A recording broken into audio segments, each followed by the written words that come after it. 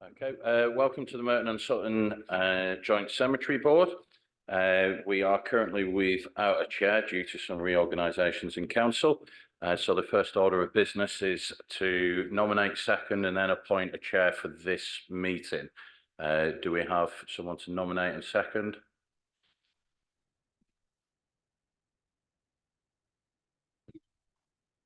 I'd like to nominate Councillor Bim as chair. And do we have a second, please? Could be anybody.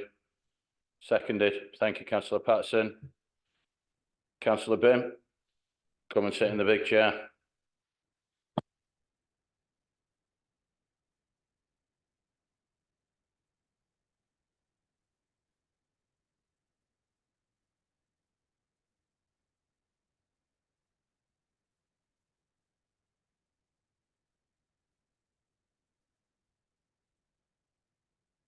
Thank you very much for nominating me as chair of Merton and Sutton Joint Cemetery Board.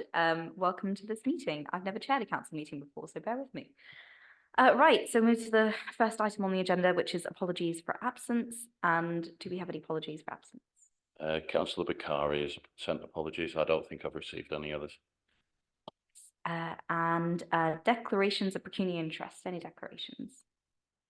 Nope. Fab. Minutes of the previous meeting, have these all been circulated, and can I get a seconder to approve the minutes? Oh, agreed. Fantastic. And I think we're moving on to the client report, which I believe is presented by Andrew Kaufman. Would you like to present that? Thank you.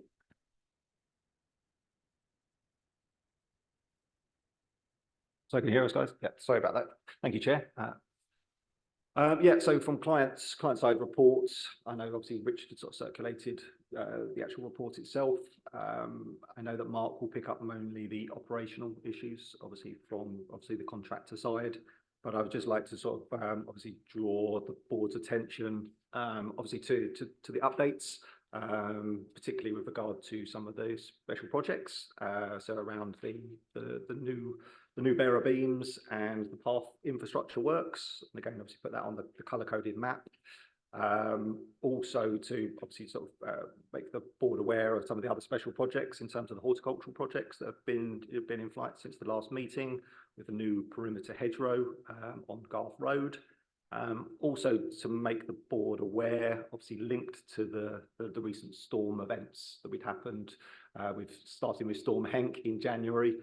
Obviously, we have had a more detailed health and safety audit of all of the trees, which is now sort of fully up to date, and actioned various works obviously during that period. So again, obviously, we would not need to revisit that site, although making the board aware that, yeah, as I say, we had three further storm events during that same period. But yeah, everything's in a good shape based on those surveys. Obviously, there's some pictorials and stuff there of the hedge infrastructure in place.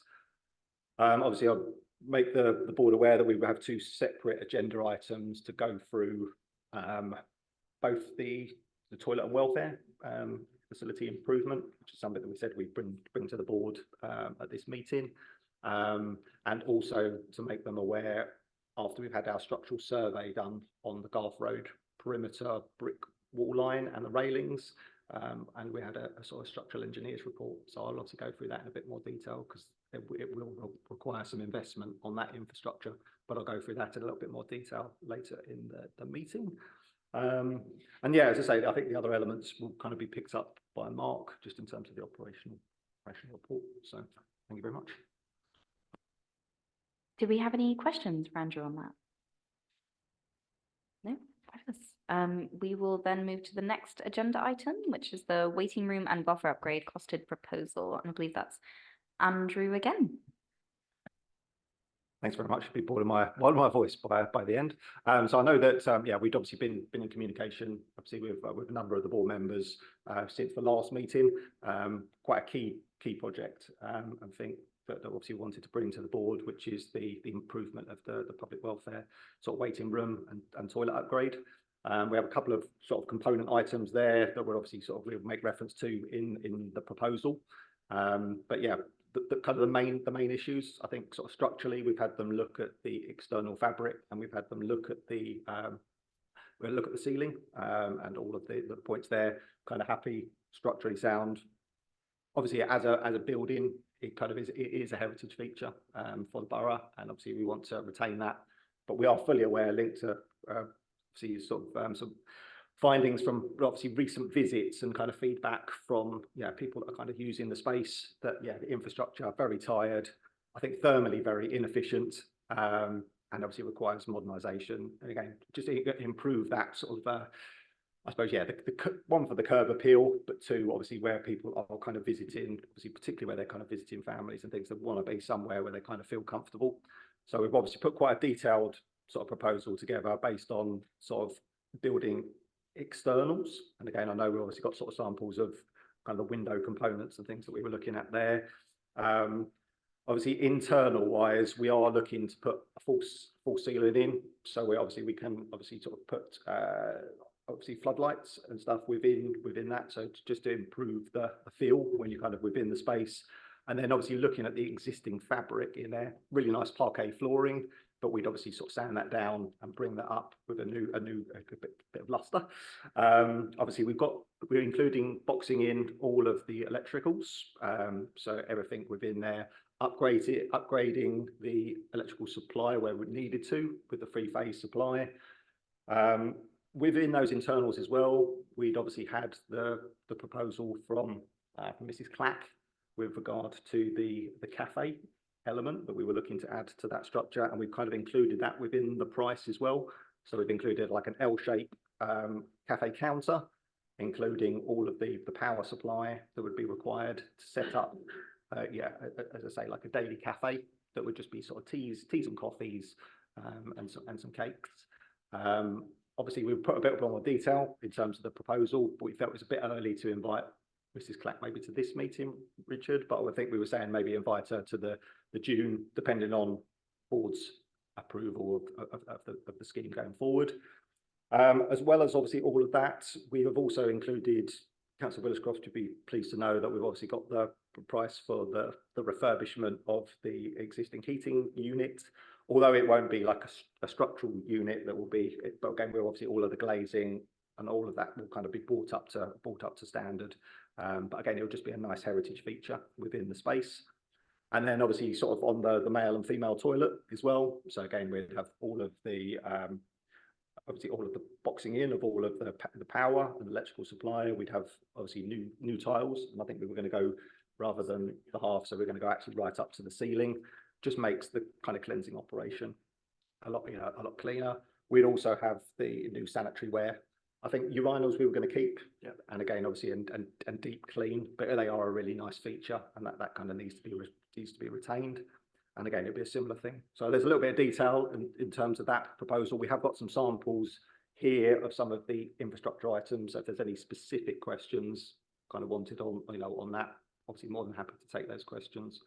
And again, as I say, in terms of the price, obviously we've had prices back now from 3 contractors. And again, obviously we've got looking at sort of circa 98K for the works. And again, obviously there will be some fees and stuff built into that proposal as well. And again, I suppose from the board's point of view, we're kind of looking to sort of seek approval if the board were happy. But again, obviously, if there's any specific questions about any of the detail, more than happy to pick that up as a question and answer session. Thank you. Are there any questions, Councillor?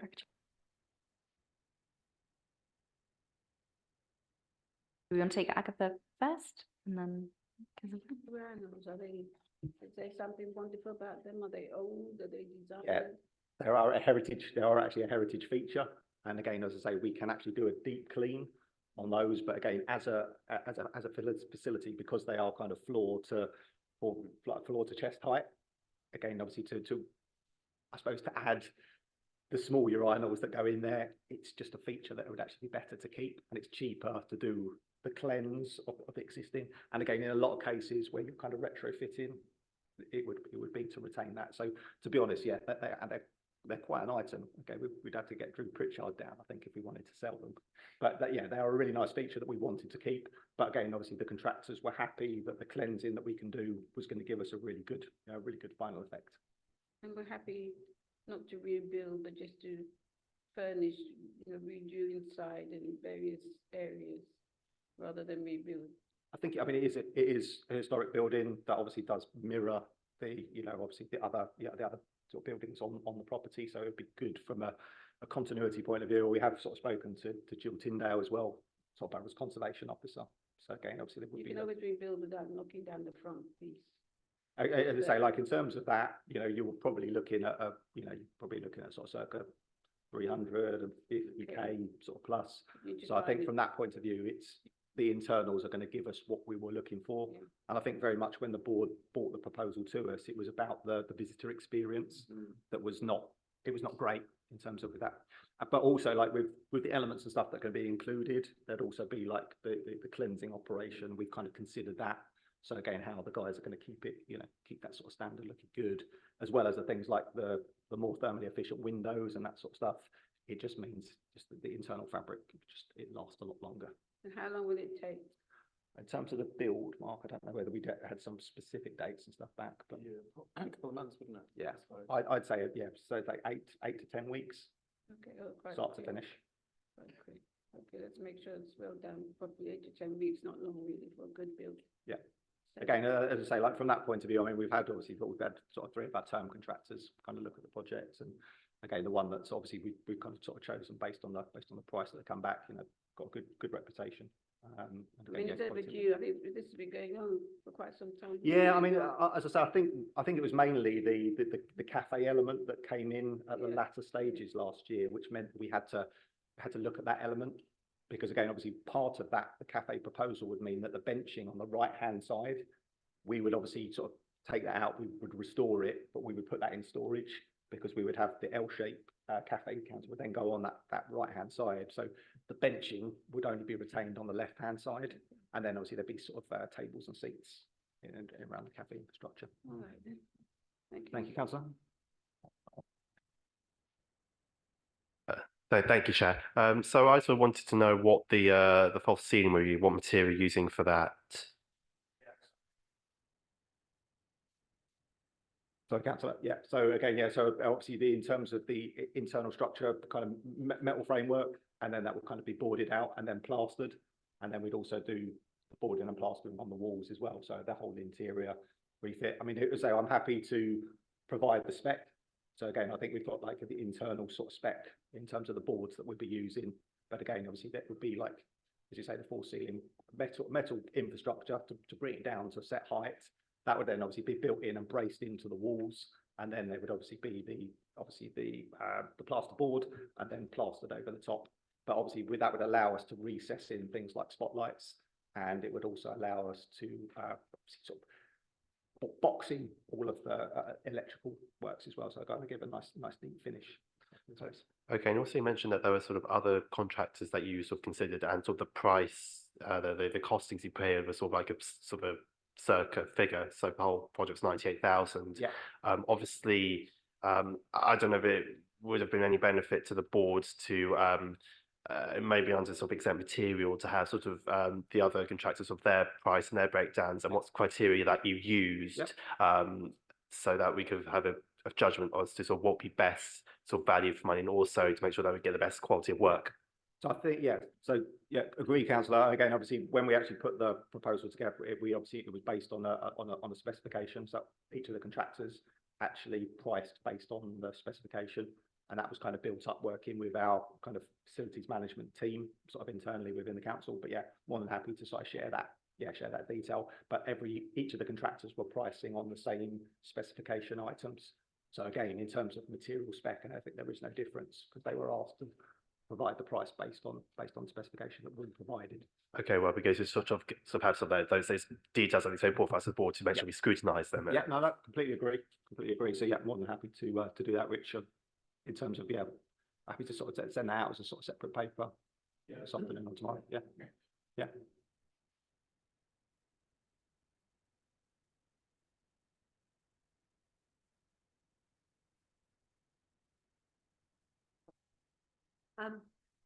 You don't mention anywhere about the carbon neutrality on the building, and I know it's one of the main aims of Merton and probably Sutton as well. Yeah, so from a climate action sort of point of view, so again, obviously we would have to get like it's a statement for the build based on the materials and things that we use, but also obviously the thermal efficiency and things of the building. So again, it would actually improve the rating of the building. So again, obviously that was included within the specification items. So again, obviously if I share that document, it would have that scheduling of what came out based on where it was at in its current state and where it would be with those other elements and stuff built in. Yeah, thanks. Sorry, Chair. Are there any further questions from the floor? No? Okay, are we happy to move on to the next agenda item? I think that's, I think we're on boundary perimeter railing and integrated wall line and brick piers upgrade proposal, and that's you again, Andrew. Definitely will be bored after this one. No, I can say, so again, obviously linked to the, obviously the project that we sort of delivered, obviously linked to the new hedgerow. Obviously we did some works and stuff prior to, to the replanting sort of going ahead. Obviously we had kind of noted, obviously some issues where the wall line had been undermined by the existing vegetation that has been on site. As you can imagine, I think many of the councillors maybe that went down on our site visit would have seen how close a lot of the vegetation, some of it being self-set, some of it being planted, would have actually impacted on the wall line. And again, obviously based on what was sort of seen when we did the original clearance, we had to get like a structural engineer to come in and sort of survey the brick wall line and the existing railing infrastructure that was on site. Based on the feedback that came from that inspection visit, that it was the case that the wall line in places was structurally unsafe. Obviously there have been some temporary fixtures and stuff put in place to secure the problem areas, but again it was sort of something that the structural engineer had asked us to obviously put a specification together for the wall line. At the moment the railings themselves are integrated within the brick piers. And again, so the two options that we looked at, one was to take down and remove the existing railings that are in place in sections, shot blast them, powder coat and paint them, and actually reinstall them. The difficulty with this as an operation, that there's a lot of man hours between, for doing this particular task, and the project came in at about 335,000. And it's based on the number of man hours. The other option that we did look at was obviously removal of the existing integrated railings, and obviously there was a scrap value for those items, and then to replace it with a new build, exactly mirroring what is the existing infrastructure that's there at the moment, with the same sort of finials and design detail, which is the two finials are the two elements and stuff shown in front of the window there. We'd obviously, on the brick piers, you would have the square sort of sections. So again, in all intents and purposes, it will look the same as the existing structure, but it will be a complete replacement. And that particular job, the best price that we had back on that same specification was 134,800 plus VAT. So again, obviously we had looked at the other price again in terms of using the existing railings, but yeah, just in terms of the man hours and things that were built in, the best price and stuff that we had back was sort of circa 335,000. But again, obviously from a structural engineering point of view, that the issues and stuff that we have along those sections, which has been impacted by the vegetation on that perimeter line, means that we will have to replace that fence. Now, the two options and stuff that we have there, again, the option one, which is the removal and fabrication, repairs, galvanized powder coat and and paint and reinstall, versus the price of 134,000, which is to basically replicate the existing railing infrastructure that we have there, and have like a dog leg post that works on the back of the existing wall line. So they're the two prices that we have back. And it was just, obviously just for the board to make them aware that obviously it is a piece of work that we will need to do. And Zoe, I guess, would we have to put that down as a potential special project for future years? I'd say, yeah. Yeah. So again, I don't know, I suppose it was just from the board's point of view, again, I suppose from the engineering point of view and the safety, we have some interim measures and things that are in place at the moment. But again, in terms of timing, it's something we will need to look at, and we would need to look at based on what the engineer has said. But it's just to make you guys aware that that's the two prices and stuff that we had back, but whether you want a more detailed options appraisal for those two elements. I'm going to take chair's prerogative and ask a question. If anybody else got a question? I just have a question about Yeah. these two options. Yeah. So one is total refabrication, repairs, everything, and then one sort of replicating the railings, which I totally understand. I'm going to ask a potentially silly question now. That's fine. Is it better for the long term to go with option one, even though, you know, it is a more costly option, and will it sort of last longer? If we do option two, how often are we going to have to replace the railings is my question. What's more effective in the long term? I think either of the two options. There are risks and stuff involved in option one. And again, it really just depends on how bad, obviously, because the actual railings themselves are integrated within the wall. So it really, whatever we do, we're going to have to fabricate legs onto the bottom of that to actually reattach. So that's the difficulty, that you'll be matching two elements together. I would say, like, in terms of the lifespan, you know, we sort of, that they would give us, I think we'd seek like the guarantees from the supplier for the two options. But I would say that, yeah, based on option two, it probably the most cost-effective proposal. Oh, and obviously, I am seeking clarity as well from obviously Jill Tyndale, who's the borough's conservation officer, just in terms of the railing specification and items, to see whether from a conservation point of view there is any impact with that. The other element to look at as well is that obviously with the potential scrap value of the metalwork that's in place, obviously we haven't had like a final price back yet from the supplier in terms of how much net that would bring us in. So there is a potential income from that, you know, the sale of that item. So I think it's probably the case of, we can obviously do some interim repairs to give us a bit more time. But I know, Richard, obviously in terms of the frequency at which the board meet, again, that's the difficulty, because I suppose it's based on a decision, Zoe. Well, we can, if there's a need, you can call the meeting. Yeah. Okay. So I think, I mean, just based on the fact that there is, you know, that because of the heritage element, potentially, it really just depends on what Jill Tyndale comes back with in terms of her comments. But we've obviously circulated that detail in terms of, yeah, what we're kind of looking to do and the two options. So kind of waiting for her to kind of come back as well.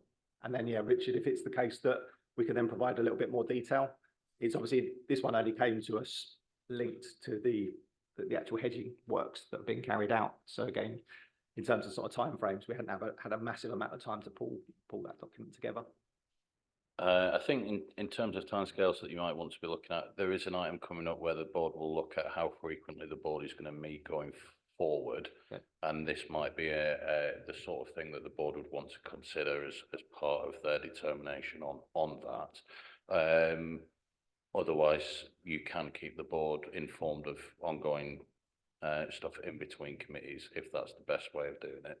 Without an actual meeting, you could just write to them and let them know. Yeah, I think the details probably not going to change much from what's actually in the report, but it would have a little bit more in detail, like what the chair was sort of saying, in terms of as a heritage feature point of view, if there is any obviously potential, because I know obviously having worked in a couple of other local authorities, particularly over in Wandsworth, where we've done some restoration of some of the railings at Battersea Park, and we had to go for using the option one, which was restoring what was in there. The difficulty with this one, because it's integrated within the brick wall line. But again, I think I can probably provide a bit of an update, given give it a couple of weeks, just to make sure I've got the detail back from the heritage officer. And there will be a meeting in June as well, so you could do an update there. Okay. So, Councillor. Any more questions from the floor, Councillor?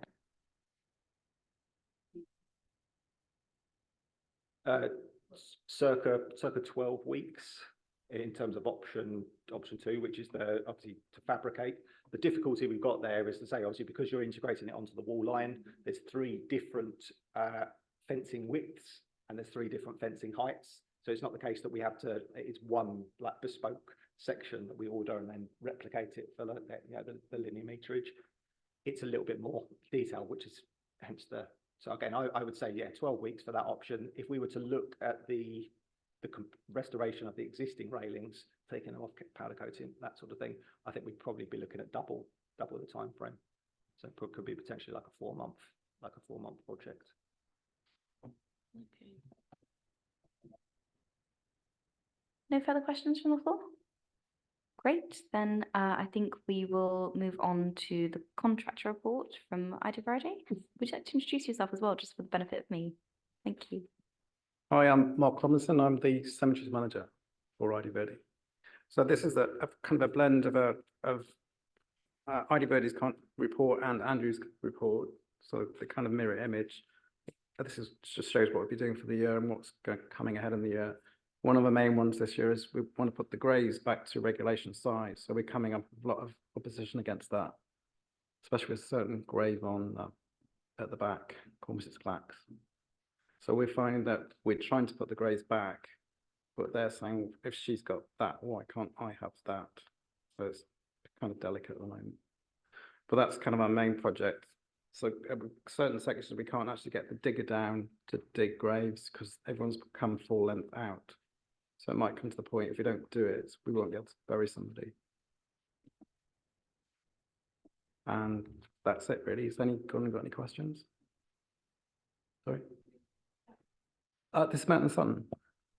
So this meant all the sections they've gone over their allocated grave allowance, the garden space were allowed.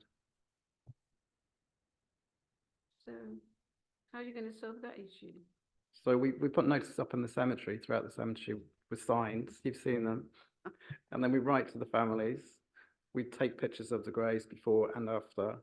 And then we put notices on the graves. So we give them 4 weeks, give them the option to put the graves back. If they don't, we'll put the graves back. You know that's a very touchy subject. I know it's a very touchy subject. Been there, done it. So you have to be quite Yes. delicate. You can't just give them. That's the why job. we put signs up, put notices on the graves, we write to them. I had a very excitable lady screaming at me last Monday at the office. I can quite understand. Yeah, you have to put it there before, make sure that everybody knows they Yeah. can't have that. Don't give some because. But at the moment we're getting, they've got that, so why can't I have that? So Yeah. there's one grave we need to address, and that'll help the rest of it happen. But we need the backing of the board. If somebody brings up to the board that we continue doing it. I suppose it's just the process in terms of that communication, because I think we've got like an agreed. Yeah, so I don't need the methodology for backing that. of I don't need the backing of the board now Yeah, to do yeah. it. But just if somebody starts complaining and they go to the boards, we need your support for us to carry on doing it, not to backtrack on what we're doing. Them that this is the size and you can't go. Yeah, And then we can back you up. on but that. as you know, it's not easy. I know. I was just thinking, obviously, if we have got like the, obviously we've got the standard letter. Yeah. That kind of goes out and we'll kind of use the same wording and the same terms for every one of the cases, so. Every deed we send out, we send a cemetery brochure, and it's in the cemetery brochure what you're allowed. It's on Merton's website what you're allowed. It's on the notice board what you're allowed. We send another letter with the deeds saying what you're allowed, and they all deny they've seen the information. I say good luck. Any further questions or comments? No, fantastic. We'll move to the next and most exciting agenda item, budget monitoring 2020-24 and revenue estimates for 2024-25. And who, it's going to be you, Jim. Fabulous, thank you very much. Giles Sutton, I think, Assistant Treasurer. Next to me is Zoe Church, who's the Treasurer. So presenting that. So yeah, mainly looking at the budget position outturn for 23-24 and then the revenue estimates for 24-25. So this is all in Appendix A, quite a lot of numbers. But the main thing to say for 23-24 is looking at the budget outturn is going to be less than what's in the budget. The forecast outturn is less than the budget for both the running expenses and both the special projects as well. Especially with the special projects, is quite a big difference with the toilet block looking to be done in 24-25, and the memorials budget being relinquished. And in the further columns to the right, there's the revenue estimates for 24-25. And the two columns, 6 and 7, are slightly different. One showing 2 meetings, one showing 3 meetings. I think that's going to be one of the recommendations after this, to just decide which is being taken. So I think it's around about 12,000 difference. And these are, yeah, the figures in this are supported by appendices B, C, D, E, and F. Appendix G just shows the precept history of the boards. And then looking at the income, there's been assumptions for the income generated, and the revised fees for 24-25 have been attached. That's in Appendix H1, with the recommendation of about 5% increase across the fees. And Appendix F just shows the rental income for 23-24 and expected in 24-25. Looking at the salaries, expected, you can see it in Appendix A, the salaries outturn costs, and for 24-25 expected 4% pay award. And I forgot to mention, for the other running expenses, it's going to be 3% increase for the other budgets. The loan repayment shown in Appendix D, we're in year 12, and the combined loan repayment is 916,931, and that's highlighted in the appendix. Looking at the special projects, there's good progress being made, and the 24-25 proposals are presented in 2.6.2, just showing the budgets. And as I said, the toilet block is being scheduled for 24-25, and there's also new electronic piano for the chapel that's put in there, that's being scheduled for then. And yeah, following that, I mentioned the third meeting of the board. That's one of the recommendations, where we do 2 or 3 meetings. Yeah, and as I said, column 6 and 7 shows the difference between having that and the cost for that, and it's a decision to be made. The common fund shows the any excess income from the Idverde contract, and this also reflected in Appendix A with the operating activity. And again, VAT claims, there was nothing this year. It's looking to be, again, if there's anything in 24-25, so that's being set for then, what was discussed last year. And then finally, looking at the risk, a lot of the risk have stayed the same, just a few recommendations and changes. So recommendation to remove the risk for the delay in delivery of 21-22.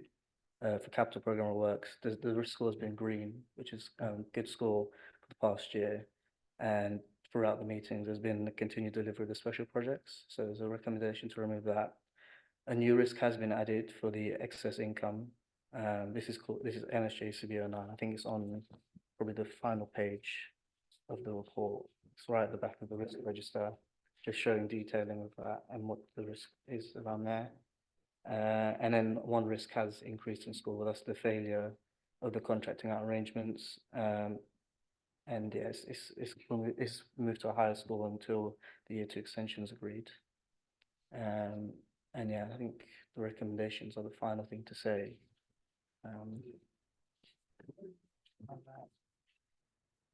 So just the first one is just the current budgetary position of 23-24.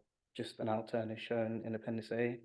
And next to that is the obviously revenue estimates for 24-25.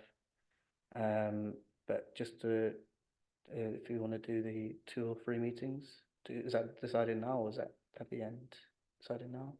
I think normally Richard. Okay, so you can do the recommendations at the Richard, end. the recommendations. You're giving us all a day off. Yeah. Just.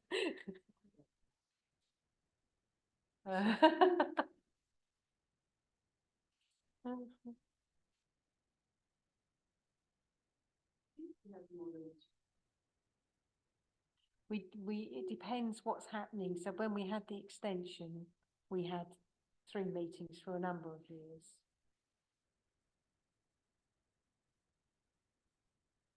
just wanted to ask a question here on my market. Yeah. Just a question on moving from 2 to 3 meetings. Are we saying that the sort of the reason to move to 3 meetings is that there's enough on the agenda for us to be able to do those more regular check-ins? Well, Is that what you would, I mean, I suppose that's the reason for the additional cost is if you're having another meeting, so that would be, we'd need to do a monitoring report, we'd need to review all the risks. Oh, yes. Then you'd need to go down and do contractors, a client report and a contractor report. So all that takes time. So hence the difference in costs.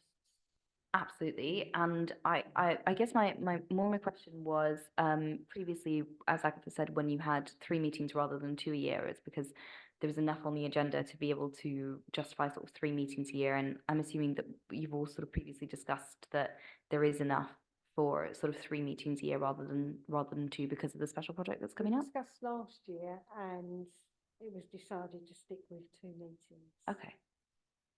Are there any other feelings from the floor about moving from 2 to 3 meetings? General agreement? We are doing the projects. We will be doing the projects. We'll be the bathroom, toilet, and then the wall, the fencing. So you might need to keep up. I mean, yes, you might need to send, but if it's a project based like we did the last time, then that's fine. Then we can cut back when we don't need it. Well, you could delay the decision until June, so see the progress till June, and then make a decision then if you want to meet again. It's normally around November. Yeah, I think Richard. Oh, sorry. I think Richard, yeah, I think you made a good point because I think, obviously because we've got the time between February and June, I would be happy to kind of amend this appendix item with a bit more detail and kind of send it out because again, the detail won't change much. It will just be a bit more detailed options appraisal based on like conservation officers like view and obviously sort of the update in terms of the extra cost for option 1 and obviously whether there's potential income for the sale of the other items if option 2 was considered. So it just means I just needed a little bit more time, but I could kind of send that as a sort of an update to this, the appendix to that item with just a little bit more detail based on once we have the heritage officer's view back. Sorry. Thank you, Chair. Well, I'm sort of in the middle of it. Obviously, the move to having 3 meetings would obviously increase costs, obviously particularly to democratic services in the London Borough of Merton.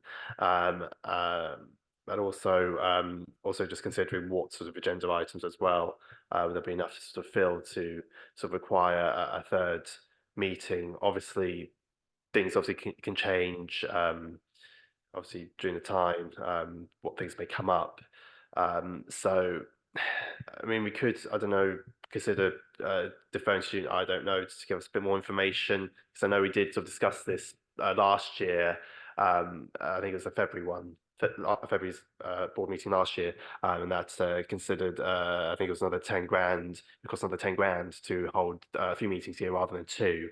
And obviously we've got a bit of a breakdown here in Appendix C, which has been quite useful as well. So obviously it depends whether sort of it's the value for money to hold a 3rd meeting, to hold a 3rd productive meeting, of course, or see the opposite would be to hold just 2 and have some sort of I know conversations elsewhere, I don't know, but obviously I'm still in 2 minds about it. I think if the board were happy, that again, it would just be like an updated options appraisal for that appendix item, but then I think we could probably deal with that just as a round robin email and get comments back, agree the way forward.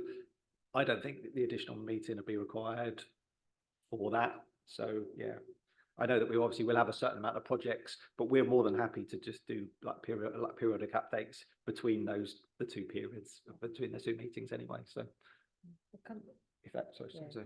The Constitution says evenly spread, doesn't it? So we had that discussion the other day. So we would suggest November time because then we would report half-year monitoring figures. So in the Constitution at the moment, you have to have a meeting in June. you then have as many other meetings as you feel like are necessary within the constitution. But you need to have one now so you can look at the budget, which does mean, although the constitution says that they should be evenly spaced, whilst you only have 2 meetings, we turn a blind eye to the fact that you've got one in February and one in June. So if there was a third meeting, if there are ongoing projects that you want an update on, you would hear about that. If you wanted to look at where you are with your expenditure for the year versus what had been forecast, that's a good opportunity for you to get an update on that. So those are the advantages. Obviously, there is a cost attributed to what you need to pay for the facilities and the staffing and what goes back to democratic services for the time of officers and elsewhere. And that's why that figure's where it is at. On the costings that we discussed on what it might be in terms of time, if you go to 3 meetings, it isn't just 50% more than what you've got now. It is slightly less than that because we expect that there would be slightly less there would not be 50% more correspondence with you all in terms of planning the meetings and organising them. That would be slightly reduced. So it's not just 50% more of what you're spending right now.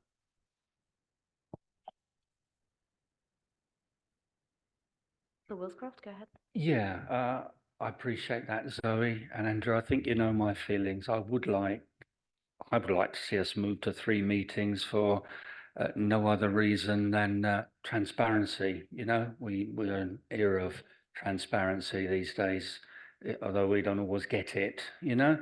And I think if we were to have 3 meetings, it's also what's the word they use?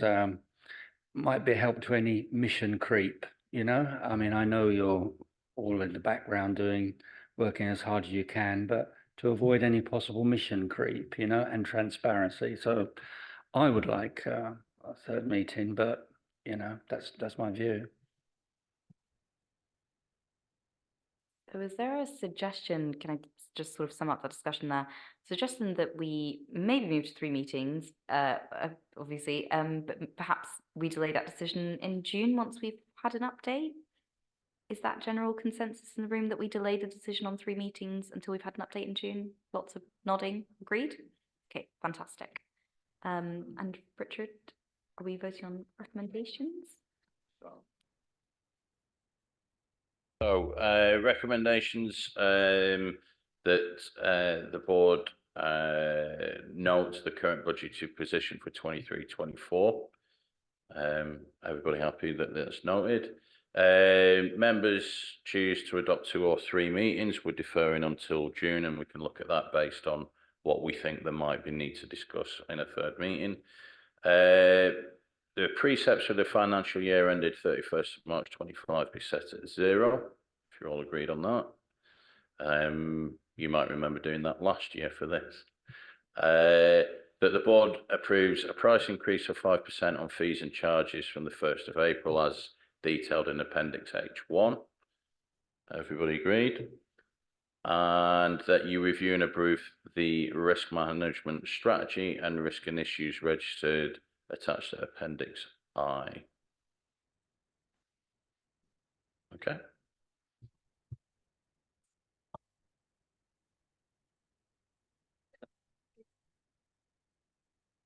Refill the toilets, or is that going to be?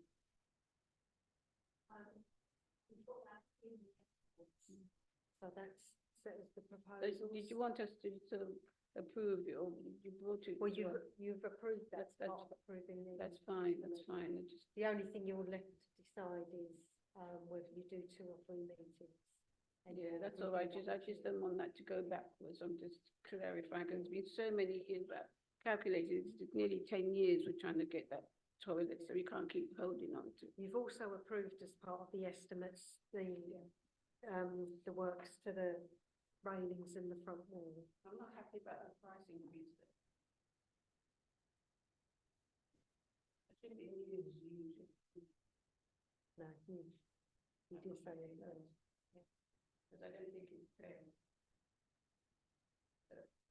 I think it was just, there was a couple of bits, obviously, just to come back, obviously, to councillor's request. Obviously, a little bit more detail and stuff in terms of the spec. So again, what each of the three contractors were pricing against the same specification. Include a little bit more detail in terms of the full ceiling, so the spec in terms of the framework and things that we're using. And then again, obviously, for myself to come up with a bit more detail on the options appraisal for the sort of the wall line and the railings. But obviously just waiting for the heritage officer's comment and obviously putting the option 1 and option 2 with the costings and the time frame. Fantastic. Are there any further comments from the floor before we close this meeting? No, thank you very much.